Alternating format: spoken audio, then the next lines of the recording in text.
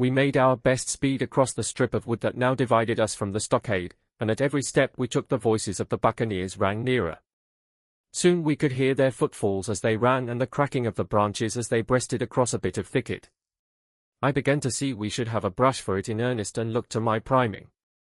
"Captain," said I, "Trelawney is the dead shot. Give him your gun, his own is useless." They exchanged guns, and Trelawney, silent and cool as he had been since the beginning of the bustle, hung a moment on his heel to see that all was fit for service. At the same time, observing Grey to be unarmed, I handed him my cutlass. It did all our hearts good to see him spit in his hand, knit his brows, and make the blade sing through the air. It was plain from every line of his body that our new hand was worth his salt. 40 paces farther we came to the edge of the wood and saw the stockade in front of us. We struck the enclosure about the middle of the south side, and almost at the same time, 7 mutineers Job Anderson, the boatswain, at their head appeared in full cry at the southwestern corner.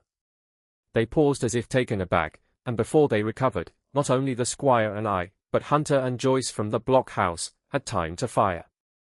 The 4 shots came in rather a scattering volley, but they did the business. One of the enemy actually fell, and the rest, without hesitation, turned and plunged into the trees.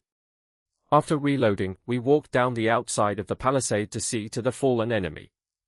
He was stone dead shot through the heart. We began to rejoice over our good success when just at that moment a pistol cracked in the bush, a ball whistled close past my ear, and poor Tom Redruth stumbled and fell his length on the ground. Both the squire and I returned the shot, but as we had nothing to aim at, it is probable we only wasted powder. Then we reloaded and turned our attention to poor Tom. The captain and Grey were already examining him, and I saw with half an eye that all was over. I believe the readiness of our return volley had scattered the mutineers once more, for we were suffered without further molestation to get the poor old gamekeeper hoisted over the stockade and carried, groaning and bleeding, into the log house. Poor old fellow, he had not uttered one word of surprise, complaint, fear, or even acquiescence from the very beginning of our troubles till now, when we had laid him down in the log house to die. He had lain like a Trojan behind his mattress in the gallery, he had followed every order silently, doggedly, and well, he was the oldest of our party by a score of years, and now, sullen, old, serviceable servant, it was he that was to die.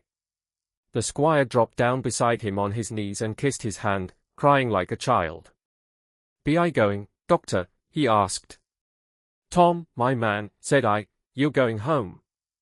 "I wish I had had a lick at them with the gun first," he replied. "Tom," said the squire, "say you forgive me, won't you?" "Would that be respectful like, from me to you, squire?" was the answer. "Howsoever, so be it, amen." After a little while of silence, he said he thought somebody might read a prayer.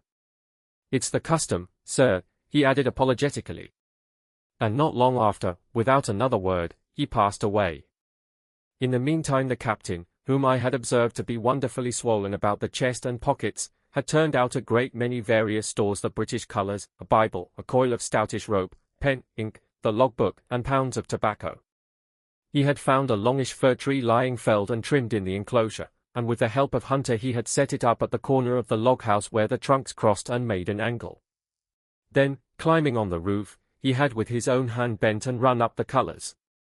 This seemed mightily to relieve him. He re-entered the log house and set about counting up the stores as if nothing else existed. But he had an eye on Tom's passage for all that, and as soon as all was over, came forward with another flag and reverently spread it on the body. "Don't you take on, sir," he said, shaking the squire's hand. "All's well with him, no fear for a hand that's been shot down in his duty to captain and owner.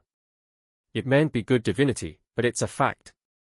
Then he pulled me aside. "Doctor Livesy," he said, "in how many weeks do you and squire expect the consort?"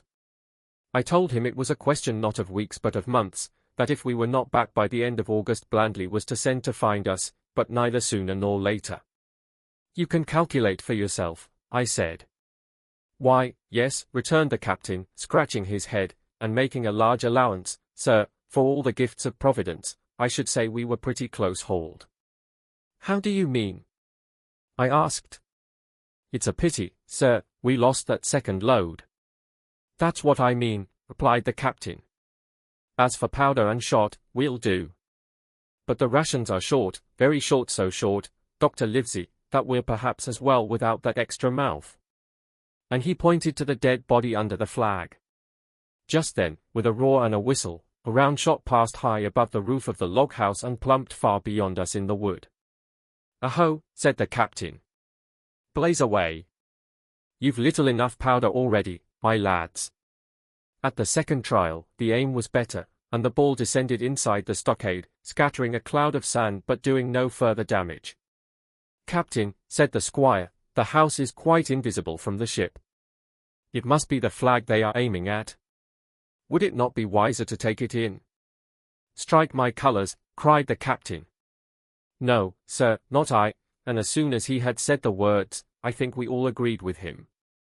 For it was not only a piece of stout, seamanly, good feeling, it was good policy besides, and showed our enemies that we despised their cannonade. All through the evening they kept thundering away. Ball after ball flew over or fell short or kicked up the sand in the enclosure, but they had to fire so high that the shot fell dead and buried itself in the soft sand. We had no ricochet to fear, and though one popped in through the roof of the log house and out again through the floor, we soon got used to that sort of horseplay and minded it no more than cricket. "There is one good thing about all this," observed the captain, "the wood in front of us is likely clear. The ebb has made a good while, our stores should be uncovered. Volunteers to go and bring in pork." Gray and Hunter were the first to come forward. Well armed, they stole out of the stockade, but it proved a useless mission.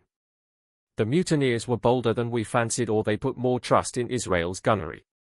For 4 or 5 of them were busy carrying off our stores and wading out with them to one of the gigs that lay close by, pulling an oar or so to hold her steady against the current. Silver was in the stern sheets in command, and every man of them was now provided with a musket from some secret magazine of their own.